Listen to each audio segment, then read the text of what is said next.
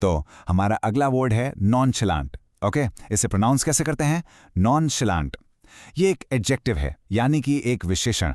इसका मतलब होता है एकदम कैजुअल, काम और रिलैक्स दिखना। ऐसे एक्ट करना जैसे आपको ना कोई टेंशन है, ना कोई इंटरेस्ट, ना ही कोई जोश। बिल्कुल बेफिक्र। चलिए इसको एक एग्जाम्पल से समझते हैं। She had a nonchalant attitude towards the upcoming exam. सोच के देखिए, कल एग्जाम है और आपकी फ्रेंड आराम से मूवी देख रही है, उसको कोई फिक्र ही नहीं है। तो ये जो उसका बेपरवाह रिलैक्स्ड वाला अंदाज है ना, बस इसी को कहते हैं नॉनशलांट एटीट्यूड। एक और एग्जाम्पल देखते हैं, इससे आपको कॉन्फिडेंस का आइडिया लगेगा।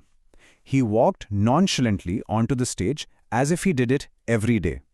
यहाँ nonchalantly बता रहा है कि वो आदमी स्टेज पर इतने आराम से, इतने कैजुअल तरीके से गया कि ऐसा लगा जैसे ये तो उसका रोज का काम है, कोई घबराहट नहीं, कुछ नहीं। अब देखते हैं कि प्रेशर वाली सिचुएशन में ये वर्ड कैसे यूज होता है।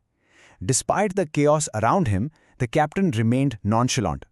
इसका मतलब हुआ कि चारों तरफ गड़बड़ थी, काफी केओस था, लेकिन इन सब के बीच भी कैप्टन एकदम शांत और कूल बना रहा।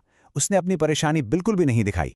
और ये देखिए, एक बहुत ही फेमस कोट है, the key to a successful performance is to appear nonchalant even when your heart is pounding. यानी एक अच्छी परफॉर्मेंस का राज यही है कि आप ऊपर से एकदम शांत और कूल दिखें, भले ही अंदर अंदर आपका दिल जोर जोर से क्यों ना धड़क रहा हो। तो आप समझ गए, नॉनचलांट दिखना भी एक कला है।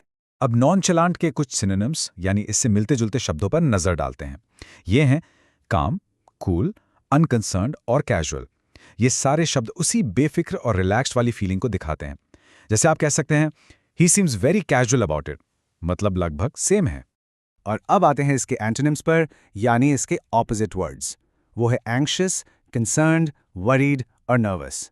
देखिए, ये सारे शब्द चिंता, फिक्र और घबराहट दिखाते हैं।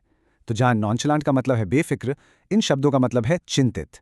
दोनों में जमीन आसमान का फर्क है, राइट? बस आज के लिए इतना ही। मिलते हैं नेक्स्ट वीडियो में। Happy learning.